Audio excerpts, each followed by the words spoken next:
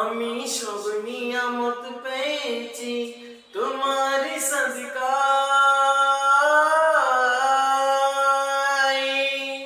তাই তো আমি আল্লাহ করে তোমার গুণ গাই, তোমার গুণ গাই। আমি গাইব গুণগান তোমার মোহাব্বত নিয়ে, আমি গাইব গুণগান তোমার মোহাব্বত নিয়ে। আমি মরতে চাই তো